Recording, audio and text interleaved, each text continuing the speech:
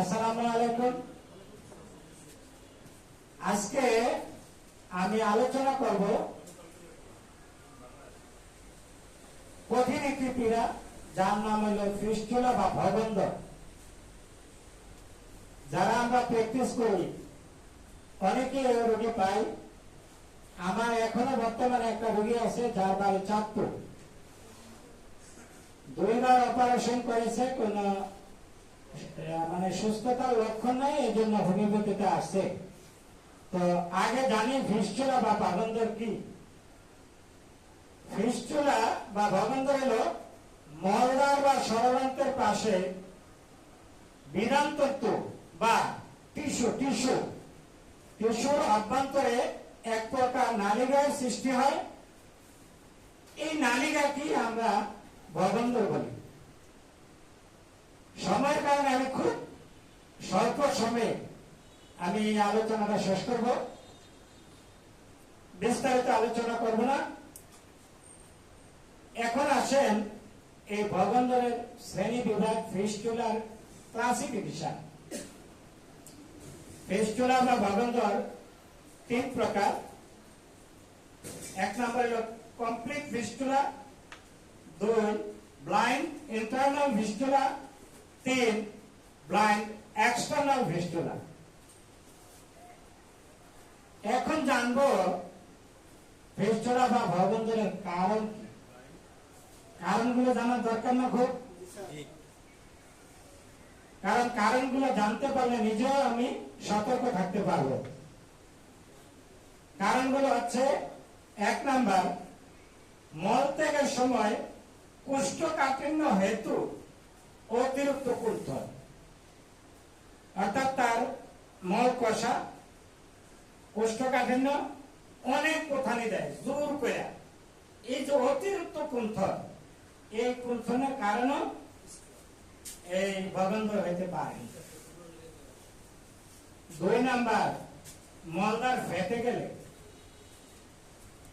যে কোনো কারণে মলদ্বার যদি ফেটে যায় তাহলেও এই ভগন্দর হইতে পারে। 3 নাম্বার, ফোড়া হতে মলদ্বারে ক্ষত, অর্থাৎ প্রথমে একটা ফোড়া হয়, এই ফোড়াটা আরোগ্য না হয়, ফোড়ার কারণে রোগী আরোগ্য না হয়, এই ক্ষত ধীরে ধীরে নালিকার সৃষ্টি করে। নাম্বার 4, অপরিচ্ছন্নভাবে জীবনযাপন করা। অপরিচ্ছন্নভাবে জীবনযাপন করা। 5 নাম্বার, ভুলভাল অস্ত্রোপচার করা, অর্থাৎ তার অপারেশন যদি ভুলভাবে করে থাকে, সঠিকভাবে অপারেশন না হয়ে থাকে, তাইলেও কি হইতে পারে, ভগন্দর সৃষ্টি হইতে পারে। 6 নাম্বার, যক্ষা রোগের জন্য। 7, অর্শ বা পাইলস রোগের জন্য। আমরা পূর্বে পাইলস নিয়ে আলোচনা করেছি, এই পাইলসের কারণেও ভগন্দর হইতে পারে। 8 নাম্বার, উদরময় বা আমাশয় রোগে ক্রমাগত ব্যাগ দেবার জন্য। যারা ক্রনিক আমাশয়ে ভুগতেছে, বা কিছুদিন পর পরে তার ডায়রিয়া দেখা দেয়, উদরময় দেখা দেয়, আমাশয় দেখা দেয়, আমাশয়ের কারণে যদি ঘন ঘন সে ব্যাগ দেয় পেট ব্যথার কারণে, এই ঘন ঘন ব্যাগ দেওয়ার কারণেও ভগন্দর হইতে পারে। এগুলো হলো তার কারণ। আমরা খুব সতর্ক থাকবো। এখন আসুন তার সিমটমস, লক্ষণ সমষ্টি। কি কি লক্ষণ দেখলে বুঝবেন এই রোগীটা ভগন্দরের রোগী। এটা কি ভগন্দর না পাইলস, অর্শ বা গ্যাস, এটা তো কিভাবে বুঝতে হবে চিকিৎসকের। তাহলে 1 নম্বরে লক্ষণ হলো 1, চামড়া বা ত্বকের উপর সরু ছিদ্র দিয়া সর্বদা পুজ বা পুজের মতো এক প্রকার তরল বাহির হইতে থাকে। চামড়া বা ত্বকের উপর সরু ছিদ্র দিয়া, ছোট্ট একটা ছিদ্র দিয়া সর্বদা সব সময় পুজ বা পুজোর মতো এক প্রকার তরল পদার্থ বাহির হইতে থাকে। 2, মলদ্বারের পাশ দিয়া সরু নালী তৈরি হয়ে যায়, ভিতরের দিকে সেলগুলাকে নষ্ট করে ফেলে, ধ্বংস করে ফেলে, ভিতরের দিকে খুব গভীরে চলে যায়। 3 নম্বর, মলত্যাগের সময় অত্যন্ত জ্বালা পোড়া সৃষ্টি হয়, মলত্যাগের সময় খুব জ্বালা পোড়া করে, এটা গর্ভধারণের লক্ষণ। 4, রোগী যন্ত্রণায় অস্থির হয়ে পড়ে মলত্যাগ করতে ভয় পায়। গর্ভধারণের রোগী মলত্যাগ করতে খুব ভয় পায়, সে জানে কি যন্ত্রণা হবে। নাম্বার 5, মলের সঙ্গে রক্ত বা পুজ যায়। এই যে মল অনেক সময় এই গর্ভধারণের রোগীর মলের সাথে পুজো যেতে পারে, কিছু কয় রক্ত যেতে পারে, এই নালীটা মলদ্বারের সাথে গিয়ে সংযুক্ত হয়ে যায়। 6, মনে সর্বদাই অশান্তি থাকে। কোন যার এই রোগ হয়েছে তার মনে কোনো শান্তি আছে? যে রোগে গর্ভধারণের রোগে কষ্ট পাইতেছে তার মনে কি কোনো শান্তি আছে? এটা একটা কঠিন পীড়া, এটা নিয়ে সবসময় তার একটা দুশ্চিন্তা থাকে, মনে অশান্তি থাকে। 7 নম্বর, আক্রান্ত স্থানে ব্যথা, চলিবার সময় ও বাহ্যের সময় ব্যথা অধিক বোধ হয়, অর্থাৎ যখন সে হাঁটাহাঁটি করে আর মলত্যাগ করে ওই সময় ব্যথাটা খুব বেশি হয়। 8 নম্বর, নালীর মুখ মাঝে মধ্যে বন্ধ হয়ে যায়, তারপর ব্যথা ও পরিস্থিতি কঠিন আকার ধারণ করে। নালীর মুখ যদি বন্ধ হয়ে যায় তখন খুব ব্যথা হয়, পরিস্থিতি খুব বাজে অবস্থা চলে যায়, খুব কষ্ট পায়, সে মনে করে একটু পেটা যদি বেরোতো, বেরোলে মানে আমি নিস্তার পেতাম। 9 নম্বর, চেপে বসতে এবং হাঁটা চলার সময় কষ্ট হয়। চলাফেরার সময় এটা বলছি, যখন রোগী এসে আপনার চেম্বারে বসবে, দেখেন বসতে একটু সে স্বাভাবিক বসতে পারে না, একটু আগ করে বসছে বা একটু চেয়ারের মধ্যে একটু সে তার মানে শরীরটা একটু লাগাইছে, এইভাবে বসে, অর্থাৎ চেপে বসতে পারে না, খুব কষ্ট পায়। 10, মলদ্বার প্রচন্ড ভাবে ফুলে জ্বালা পোড়া এবং প্রদাহের সৃষ্টি করতে পারে। এই গর্ভধারণের কারণে মলদ্বার কি হয়, ফুলে যেতে পারে, প্রচন্ড জ্বালা পোড়া এবং ব্যথা হতে পারে। এই হলো তার সংক্ষিপ্ত ভাবে তার কারণ আর হলো লক্ষণ আমি বললাম। এখন আসেন তার চিকিৎসা, এইটাই গুরুত্বপূর্ণ বিষয়।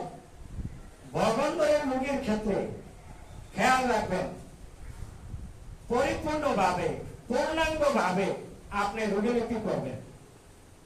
পূর্ণাঙ্গ রোগীলিপি করার পরে রোগীলিপির এই যে তথ্য উপাত্ত পাইলেন, এই তথ্যের সাথে যে ঔষধের মিল থাকবে ওই ঔষধের সূক্ষ্ম মাত্রা দিয়ে তার চিকিৎসা সেবা দিতে হবে। তাহলে আমাদের ওই যে হোমিওপ্যাথির মূল কথা, রোগ নয় রোগীর চিকিৎসা করি, treat the patient not the disease, এই কথাটা প্রত্যেকটা রোগীর ক্ষেত্রে আমাকে স্মরণ রাখতে হবে। আমি রোগীলিপি করব, রোগীলিপি করার সময় যে ওষুধের লক্ষণ মিলে যাবে ওই ওষুধ দিয়ে রোগীকে চিকিৎসা সেবা দিতে হবে। মনে রাখবেন, ঔষধের উপর আসক্তি হওয়া যাবে না, অর্থাৎ কয়েকটা ওষুধের উপরে আপনি খুব ধারণা এবং ভালো জানেন, এই কেন্দ্রিকে যদি রোগীকে প্রশ্ন করেন তাহলে রোগী ক্ষতিগ্রস্ত হবে যদি রোগীটা ওই ওষুধের না হয়ে থাকে। তাহলে আমাদের মূল কথা হল রোগীলিপি করব, রোগীলিপির পরে যে ওষুধ নির্বাচিত হবে ওই নির্বাচিত ওষুধের সূক্ষ্ম মাত্রায় রোগীকে আমরা প্রয়োগ করব। এখন চিকিৎসকদের অভিজ্ঞতার ফসল হিসাবে যে ওষুধগুলা এই গর্ভধারণের রোগীর ক্ষেত্রে বেশি ব্যবহৃত হয় এইগুলোর একটা আমি তালিকা দিচ্ছি। এই ওষুধগুলো দিয়ে চিকিৎসা করতে হবে এমন না, এগুলা বেশিরভাগ ব্যবহৃত হয়েছে অভিজ্ঞতার ফসল, হোমিওপ্যাথি যে মনীষীরা আছে চিকিৎসকরা তাদের। এটি ছাড়াও অন্য ওষুধ হতে পারে। তো যেগুলো বহুল ব্যবহৃত, এক নম্বরে হলো অ্যাসিড নাই বা নাইট্রিক অ্যাসিড। জাস্ট আমি একটু লক্ষণ মানে ধারণা দিই, কারণ সময় খুব কম। নাইট্রিক অ্যাসিডের সিমটমটা হবে ক্ষতকর জ্বালাকর যন্ত্রণা, মলদ্বারে আর কি, মলদ্বারে নিচের দিকে উপলব্ধ হয়। এই যে জ্বালাটা মলদ্বারের নিচের দিকে অনুভূতি হয়, উপলব্ধ হয়। কোষ্ঠকাঠিন্যে মলদ্বার ফাটা, পাতলা সবুজ রস নিঃসৃত হয়। খেয়াল রাখবেন, নাইট্রিক অ্যাসিডে অনেক সময় এই প্রোজের সাথে টাটকা রক্ত যাবে, প্রস্রাবে দুর্গন্ধ থাকবে। আরো তার যে লক্ষণগুলো আছে অ্যাসিড নাইট্রেট, ওই অ্যাসিড নাইট্রেট রোগে এই লক্ষণগুলো পাবে। আমি শুধু একটু ধারণা দিচ্ছি। 2 নম্বর হলো সাইনেশিয়া। সাইনেশিয়া এই বাগন্ধর রোগের ক্ষেত্রে বহুল ব্যবহৃত। প্রচুর এই রোগে এই সাইনেশিয়া দ্বারা আল্লাহ সুস্থ করেছে। এই সাইনেশিয়ার লক্ষণ ছিল, সাইনেশিয়ার লক্ষণ হলো পুঁজ পাতলা ও দুর্গন্ধযুক্ত। সাইনেশিয়ার পুঁজ কিন্তু পাতলা, খুব দুর্গন্ধযুক্ত। বেড়াইবার সময় কিংবা বাচ্চার সময় খোঁচা মারা ব্যথা, হাতের তালু পায়ের তলায় ঘাম, পিপাসাহীনতা এবং শীত কাতরতা থাকে। 3 নম্বর সালফার। সালফারের রোগী অপরিষ্কার অপরিচ্ছন্ন, তার মলদ্বার ভরে ওঠে, মলদ্বারে দপদপ করে, মল ত্যাগের পর ছুরি ব্যথার মতো ব্যথা হয়, ক্ষুধা থাকে না, গলায় খুসখুসে ভাব সহ, নাকে সর্দি সহ সালফারের অন্যান্য মানসিক লক্ষণ এই রোগের মধ্যে বিদ্যমান থাকবে। নাম্বার 4 হিপারসাল। অত্যন্ত স্পর্শকাতর এবং শীতকাতর, যেমনই স্পর্শকাতর তেমনই শীতকাতর। অত্যন্ত ব্যথা হয়, ক্ষত হইতে পচা পানির মতো পুষ করে, জ্বালা পড়া খোঁচা মারা ব্যথা হয়। দেখেন, আমরা সংক্ষিপ্ত ভাবে বলতেছি, আপনারা সংক্ষিপ্ত কথা শুনে রোগীর ওষুধ দেবেন না, পূর্ণাঙ্গ রোগীলিপি করবেন। এই হিপারসালফের আরো গুরুত্বপূর্ণ লক্ষণ আছে, রোগীর মধ্যে পাইলে আপনি এই ওষুধটা নির্বাচিত করবেন। এরপরে আসলে বেসিলিনা, একটা নসোস মেডিসিন। পারদের অপব্যবহার এবং সিফিলিস রোগের ইতিহাস এই রোগের মধ্যে থাকতে পারে। এরপরে বালগারিস, এটা আমাদের একটা পরিচিত ওষুধ। পিত্ত প্রদান ধাতুর লক্ষণ সহ মলদ্বারে চৌকানি, স্পর্শে যখনই চৌকাতে যায় ব্যথা আরো বাড়ে, ব্যথা বৃদ্ধি, বসলে ব্যথার অনুভূতি বাড়ে, তৎসহ বুকের সমস্যা এবং হালকা কাশি থাকতে পারে। পরবর্তী মেডিসিন পিউনিয়া। পিউনিয়া আপনারা মেট্রো আমেরিকা খুললে এই মেডিসিনটা একটু ভালো করে পড়বেন। পিউনিয়া বাগন্ধরের অতি উৎকৃষ্ট ঔষধ, অতি উৎকৃষ্ট ঔষধ। গুহ্যদ্বারে চৌকানি, জ্বালা পোড়া, মাথা ও মুখমণ্ডলের রক্তের উচ্ছ্বাস, কানে ঝনঝন করে, মলদ্বার সর্বদা রসে ভিজিয়া থাকে। তার এই ভিজুয়াল ভাবে দেখবেন, হাঁটতেছে পেছন দিয়ে ভিজা ভিজা দেখা যাইতেছে। পিউনিয়া, যখন পিউনিয়া রোগী চেম্বারে প্রবেশ করলো, আপনি খেয়াল করলে দেখবেন তার কাপড় নষ্ট। এটা তখন আপনি নোট রাখবেন, তাহলে যে পিউনিয়াতে একটা কথা আছে, সর্বদা রসে ভিজিয়া থাকে। পরবর্তী মেডিসিন কোস্টিকা। নির্বাচিত ঔষধ যদি বারবার ব্যর্থ হয়, তখন কোস্টিকা অনেক দরকার হয়, এবং ওই সময় তার মূত্র সম্বন্ধীয় রোগ বর্তমান থাকে। বাগন্ধরের পীড়া রোগীলিপি করতে গেলে যদি কোষ্ঠিকা হয়ে থাকে, তাহলে মূত্র সম্বন্ধীয় পীড়া এর মধ্যে বিদ্যমান থাকবে এই রোগের মধ্যে। গুহ্যদ্বারে কাঁপানি জ্বালাযুক্ত ব্যথা হয়, ষড়যন্ত্রের পক্ষাঘাত, প্যারালাইজ, আর রোগী সহজেই কেঁদে ফেলে। এই সিমটম গুলা যদি তা পান তাহলে ভাবতে পারেন, মনে করতে পারেন এই রোগীরা কোষ্ঠিকাম হতে পারে। আরো সুনির্দিষ্ট লক্ষণ রোগীর মধ্যে থেকে জেনে নেবে। পরবর্তী মেডিসিন গ্রাফাইটিস। গ্রাফাইটিসও আমাদের পরিচিত ওষুধ। কোষ্ঠকাঠিন্য থাকে, ভীরু স্বভাবে, মাঝে মাঝে চমকে ওঠে, মাঝে মাঝে কি চমকে ওঠে, গুজরাট ফাটা, চর্ম খারাপ, সামান্য ক্ষত পেকে যায়। চর্মটা কি খারাপ, একটু ঘোষা লাগছে এটা পেকে যাবে।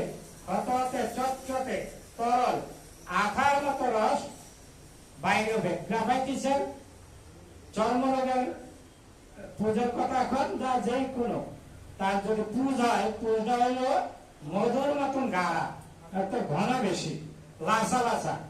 এই ভগবানের নদীরা যে পুজটা করবে এটা থাকবে আঠালো এবং সাথে জ্বালা পোড়া থাকবে। আরেকটা ওষুধ বহু পরিচিত হল বেলাডোনা। বেলাডোনা হল মলদ্বারে ফোড়া সৃষ্টি হওয়ার পর ভীষণ ব্যথা, আক্রান্ত স্থান দপ্তপানি, ধরে দেখলেন দপ্তর দপ্তর করতেছে, গুজ্জদার ভীষণ ভাবে লাল বর্ণ ধারণ করে। বেলাডোনা লাল না, লালচে না, তার আক্রান্ত স্থান লালচে এবং এই ধৈরা দেখলে দেখবেন জায়গাটা উত্তপ্ত গরম, মাথার যন্ত্রণা থাকবে, শিরোপীড়া থাকবে, এই ধরনের সিমটম।